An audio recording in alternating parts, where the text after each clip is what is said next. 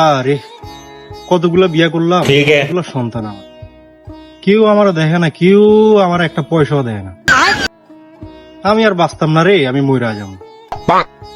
এই গামছাটা আছে, একটু মইরা দেয়, ব্যথা না লাগে না, এমন করা যাবে না, মরা যাবে না। এ বাবা এনে দাঁড়িয়ে দাঁড়িয়ে কি মনে মনে কি বলছো?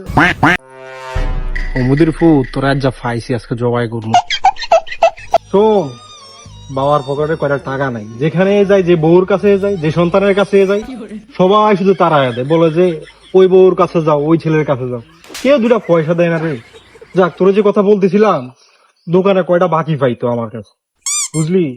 ওই দোকানদার বাইন্দা রাখছিল, করিমউদ্দিন আমারে ছুড়ে আনছে টাকা দিয়ে। আমি তার টাকাটা দেওয়ার জন্য, দায় মুক্তি হওয়ার জন্য কয়টা পয়সা দে বাবারে, বাবা দায় মুক্তি হয়ে আসে। তোমার তো ছেলেকে আমি কেন দিব? তুই কি চাস তোর বাপের আবার বাইন্দা রাখুক দোকানওয়ালা? টাকা দিলে আমি কি পাবো? কি পাইবে মানে? শোন, আমি আমার সব সম্পত্তি বেচা একটা নতুন ঘর দিছি, আগামী শুক্রবার সকালে আসিস, তোর হাতে উড়াই তোরে দিয়া দেবো, আমি অন্য কোনো ছেলেরে দিব না। বাইগান সত্যি তো? আর 193% সত্যি বেটা, দে। আচ্ছা ধরো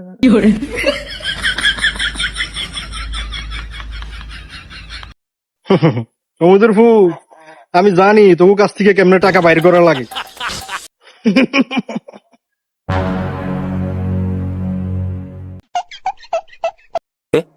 আপনারা দেখলে ইউরোপ প্রবাসী মনে হয়, আমারও কটা পয়সা দেন, অভাবে আছি।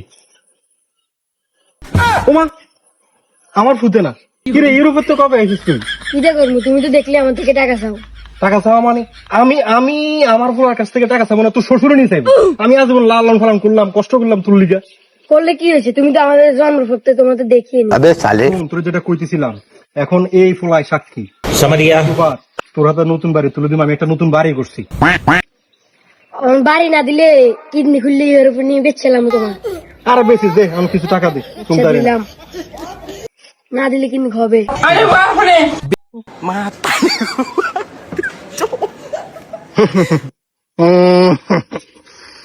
ওদের ভূ তোর কেমন আমি জানি। কই যাও?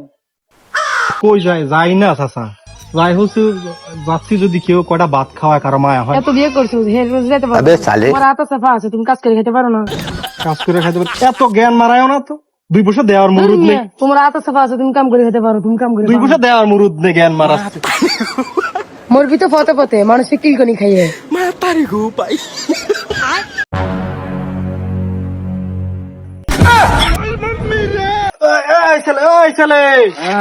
তোর মায়ের কসম যাস না এদিকে। কি তো হয়েছে কও?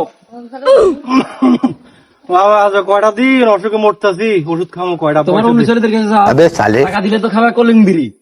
আরে না, খাবো না, অসুখে মরতেছি, কলম্বিরে খাওয়া যায়? দে কয়টা পয়সা দে। আর শোন, আমি জমি জমা সব বেচছা একটা ঘর করছি, চিন্তা করছি শুক্রবার তোর নামে লিখে দেবো। দে কয়টা টাকা দে।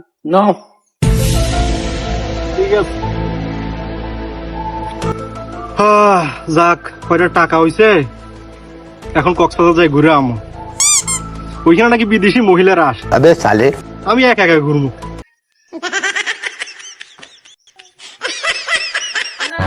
বাবা কই তুমি? আসি, যত চিল্লাস কেন? বাড়ি আছে নি?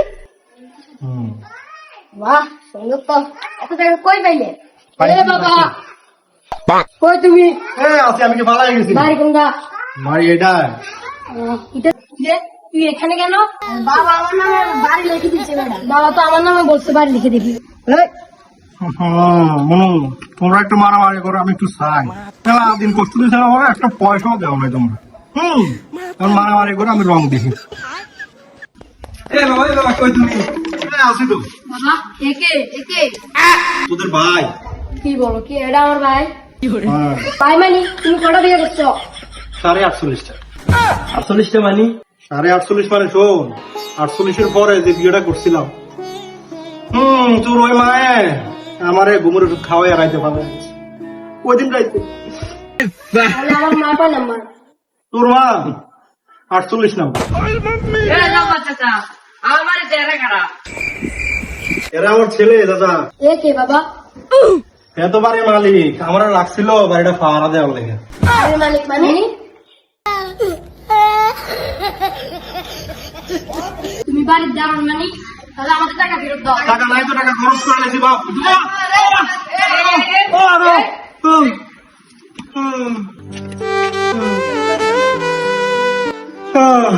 এত কষ্ট করে লালন পালন করলাম আমি, জন্ম দিলাম আমি, বিদেশ পাঠাইলাম আমি, টাকা খায় শ্বশুরের। অনুরা তোমরা যতই চেষ্টা করো, আমি বিয়ে করা বন্ধ করবো না। 48.5টা করছি, লাগলে আরো 48.5টা করবো। আমি খেয়েছি বিয়ের শরাব, আবার কিসের অভাব, এই বাংলার নবাব আমি, সে জেগেছি।